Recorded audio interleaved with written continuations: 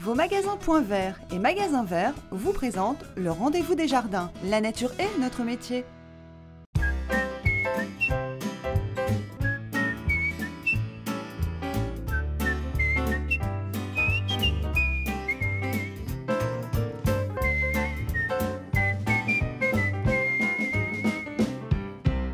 Bonjour à tous et bienvenue dans le Rendez-vous des Jardins, votre émission de jardinage sur WEO. Alors souvenez-vous, dans les émissions précédentes, avec Thierry, nous vous avions appris à créer votre propre potager, semer, planter, récolter. Et cette semaine, nous allons vous parler des plantations d'automne. Et quand je parle de plantations d'automne, c'est ce qu'il faut planter maintenant pour récolter de bons légumes, pour faire de la bonne soupe cet automne. Mais avant, on regarde le sommaire. Au sommaire de ce rendez-vous des jardins, Thierry vous apprendra à planter choux et poireaux. De la préparation de la terre jusqu'à la plantation, vous saurez planter les choux à la mode de chez nous.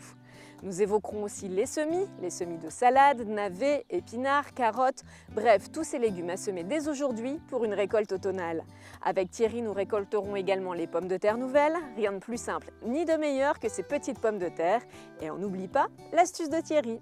Alors Thierry, tu m'as appris à semer, planter, on a même récolté et ça y est maintenant le potager c'est terminé. Non, c'est pas fini Laetitia, il faut qu'on commence à préparer l'automne et l'hiver. Et ça se prépare Et maintenant? c'est maintenant qu'il faut y aller, si on veut nous préparer des bonnes soupes et nos bons légumes pour cet hiver, c'est maintenant. Eh ben ok, allons-y, mais d'abord qu'est-ce qu'il nous faut? Eh ben, on va regarder la liste en images.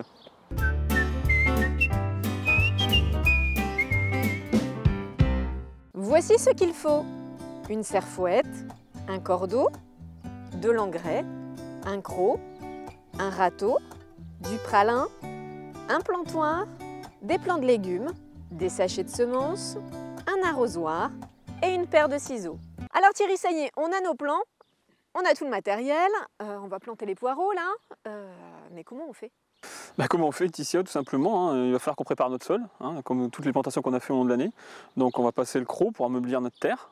Ensuite, Qu'est-ce que c'est ameublir? Ameublir, c'est rendre la terre souple pour que notre plantation s'enracine facilement. On passera le râteau aussi pour l'affiner, on n'oubliera pas d'y mettre un petit peu d'engrais, parce que comme toute plantation, même à cette époque-ci, il faudra mettre un petit peu d'engrais. Ensuite, on tracera notre rangée avec notre cordeau et on viendra tracer notre rangée. Dans cette rangée, on viendra y déposer forcément nos poireaux, où on aura coupé les racines, parce qu'il faut couper légèrement la racine, ainsi que le haut du verre du poireau. Et pourquoi il faut couper la racine? La racine, pour que le poireau s'enracine beaucoup facilement, on va lui faire une taille. Ensuite, on pralinera, on va le tremper le poireau. Praliner, donc on fera du pralin. On va tremper le poireau dans le pralin et on le déposera dans la terre. À quoi ça sert de praliner? Le pralin va faciliter l'enracinement de la plantation. D'accord. Donc, avant de le mettre dans la terre, on praline. Et après, on le plante. On le plante, tout simplement. Et on doit les espacer? Alors, entre les rangées, une trentaine de centimètres. Dans la rangée, tous les 15 cm sera suffisant. Et après? Alors après, effectivement, il faudra surveiller l'arrosage, parce qu'effectivement, on est dans une période assez sèche, donc attention, surveiller l'arrosage. Quand notre poireau sera bien repris, donc il va se redresser naturellement en terre, il faudra le buter. Parce que l'intérêt du poireau, c'est de manger la partie blanche, entre guillemets, le blanc du poireau. Et le blanc du poireau, pour qu'il y en ait le maximum, il faudra faire une belle butte de terre. D'accord, ça veut dire que s'il n'est pas suffisamment en terre, il sera tout vert, on n'aura pas assez de blanc. Tout à fait. D'accord, très bien. Et après, l'entretien, c'est facile? Alors l'entretien, forcément le binage, surveiller qu'il n'y ait pas une invasion de mauvaises herbes. Ensuite, attention une chose, c'est l'attaque des vers du poireau, la méfiance. Donc le ver du poireau, c'est une petite mouche qui vient déposer ses petits œufs sur le poireau. Ça éclot et ça vient nous polluer notre plante. Et notamment, ça peut aussi la faire mourir, quoi. Donc attention à ça. Il y a des gestes tout simples. On peut le protéger avec un voile, tout simple. Ça évite que la mouche vienne pondre. Voilà, il existe aussi des produits biologiques pour venir combattre ces petits insectes. Ok, très bien. Je vois qu'on a des choux devant nous. Alors, est-ce que tu sais planter les choux? Ouais, je sais planter les choux. Le chou, c'est très facile. Le chou, c'est très facile, donc même disposition, en rangée. Par contre, là, il faudra espacer un peu plus parce que le chou est quand même assez volumineux. Donc 50 cm entre les rangées et dans la rangée, lui laisser un peu plus de volume. Surveiller l'arrosage. Là, en l'occurrence, ce sera du chou de Bruxelles. Moi, j'adore le chou de Bruxelles, donc on a du chou de Bruxelles. L'avantage du chou de Bruxelles, c'est qu'on va pouvoir le récolter durant l'hiver, comme notre poireau tout à l'heure. On pourra le récolter durant l'hiver, il n'y a aucun souci. Bon, très bien. Tout ça, maintenant, il n'y a plus qu'à laisser pousser pour faire d'excellentes soupes. Moi, j'aime la soupe. T'aimes la soupe? J'adore ça. Et vous, est-ce que vous aimez la soupe? Eh bien, je suis allée à votre rencontre et on vous écoute. Est-ce que vous consommez beaucoup de soupe, vous, l'hiver? Ah oui, grand consommateur de soupe. Et vous préférez quoi comme soupe? Quels légumes? La citrouille surtout. Et qu'est-ce que vous aimez dans la soupe? C'est les légumes frais? Non, la soupe par elle-même déjà. C'est déjà pas mal. Est-ce que vous faites des soupes avec des légumes frais du jardin? Ça m'arrive, oui, parfois, oui. Alors, quels légumes vous utilisez? La courgette, pommes de terre, poireaux. Est-ce que vous mangez beaucoup de soupe, vous, l'hiver? Oui, tous les jours. Même l'été. Et qu'est-ce qui vous plaît justement dans le fait de cultiver vous-même et de faire votre propre soupe? Bon, c'est ce qu'on mange d'abord et puis il n'y a pas de matière grasse dedans. Il n'y a pas de sel, je ne mets pas de sel non plus. Donc c'est plus sain. Plus sain, plus économique aussi. 4 poireaux pour 1,5 litre, des pommes de terre, du céleri dedans. Voilà, du persil, ça dépend. Bon allez, Thierry, revenons à nos plantations. Alors on a planté plein de légumes pour faire de la bonne soupe, mais il n'y a que des légumes pour faire de la soupe. Non, Là non. je vois qu'il y a des salades. Bah oui, ici on peut encore planter de la salade. La salade c'est quasiment toute l'année dans le potager. Donc il faut encore planter de la salade maintenant, hein, qu'on va pouvoir disposer aussi pour l'été et aussi pour l'automne. Il n'y a pas que des plants, on peut aussi semer. On peut semer aussi, donc toutes les semis d'automne comme le navet d'hiver, la carotte d'hiver aussi, hein, faut penser à la carotte. Pensez aussi à l'épinard, pensons aussi à la mâche, hein, une salade, la mâche, qui est une salade très agréable à consommer au premier jour de l'hiver. Donc il y a plein de petits semis aussi à faire. Alors réexplique-nous vite fait comment on sème. On doit préparer le terrain, on l'avait déjà vu. Comme on l'a vu, préparation du sol est toujours très importante, hein, c'est la base de tout, que ce soit pour la plantation ou le semis. Donc préparation du sol, croc, râteau pour affiner, forcément une terre très fine hein, pour la petite graine.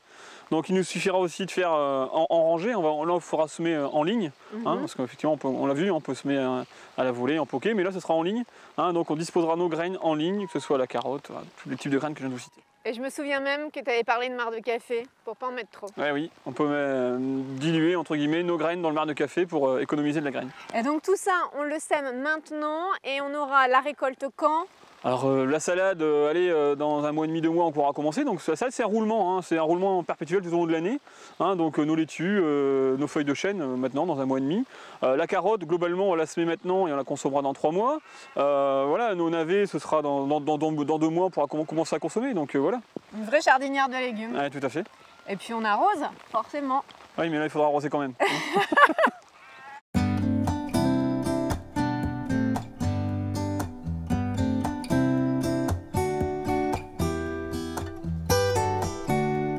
Thierry, tu te souviens ces pommes de terre là qui sont derrière nous? On les avait plantées. Ouais, tout à fait, ouais. Donc maintenant, c'est le moment de les récolter, non? Alors, on peut commencer à récolter nos pommes de terre nouvelles, comme on les appelle. C'est le moment de les récolter, d'ailleurs on a commencé. Et effectivement, il faut les récolter maintenant, les pommes de terre nouvelles, pour en savourer leur délicieux goût. Regarde, j'ai mis mes gants, moi je suis prête à les arracher. Comment on fait? Explique-moi. Tout simplement. Donc là, forcément, le feuillage est encore vert, hein, c'est la pomme de terre nouvelle. Donc on va enlever la tige de la pomme de terre. Et avec notre croc, que j'ai ici dans les mains, on va aller chercher la butte de terre. Donc on va mettre notre croc, positionner notre croc derrière cette butte de terre et la soulever pour aller récolter nos pommes de terre. C'est aussi simple Ah, que mais ça. c'est très facile. Après, il suffira de les laver, les mettre en cuisine, dans de l'eau bien chaude, les laisser cuire à 5 à 6 minutes à l'eau bouillante. Et puis on va s'éclater les papilles gustatives. Bon, tu dois dire, et je t'en pose des questions quand même. Hein. Ah oui, mais bon, t'es une femme. Ouais, et bien justement, une autre femme, Marilyn, elle s'appelle, elle a une question pour toi, allez, tu l'écoutes.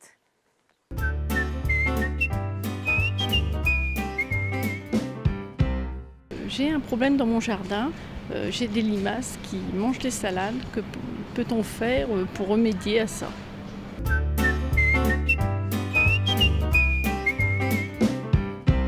Pour tous les jardiniers comme Marilyn qui cultive la salade dans le potager, 3 petites astuces pour vous débarrasser de la limace. Tout d'abord le piège avec la bière. Alors je vous rappelle, la bière, cela c'est que pour la limace.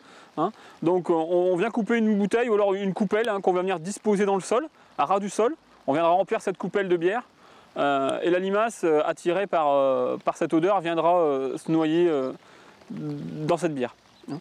Ensuite, il existe aussi une astuce aussi facile, c'est la cendre de bois. Donc venir disposer de la cendre de bois au contour de votre plantation. L'inconvénient de cette cendre, c'est effectivement dès qu'il y aura de la pluie, il faudra revenir remettre de la cendre fraîche. En jardinerie, il existe aussi des astuces pratiques, c'est les petits pièges qui sont disposés aussi au contour de vos plantations, hein, qui vont venir effectivement vous débarrasser de la limace par rapport à votre culture de salade. Et avant de nous quitter, Thierry a encore quelques conseils à vous donner. Tout de suite, c'est l'astuce de Thierry.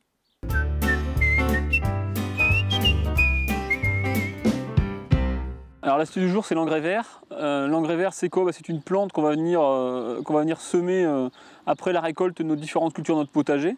C'est aussi utilisé en grande culture, mais notre potager c'est très important. L'engrais vert, c'est une plante qui a une facilité de croissance très rapide.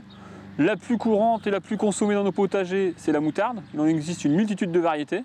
C'est très simple à installer. L'avantage de ça, c'est qu'elle va protéger notre sol pour l'hiver, hein, ça va éviter l'érosion.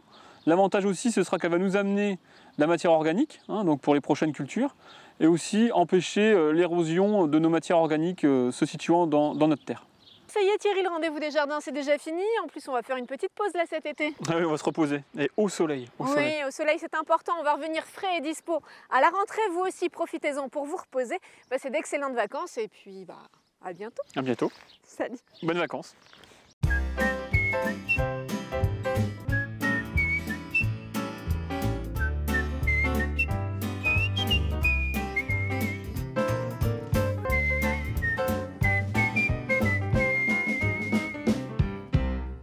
T'as pris un arrosoir à côté de toi, mais bon là je pense qu'on n'en a pas besoin, regarde. Il tourne même avec des sacs poubelles. Je vais me mettre de la terre moi, non? Bah ça te va bien. Après le pralinage du poireau, le pralinage de Laetitia.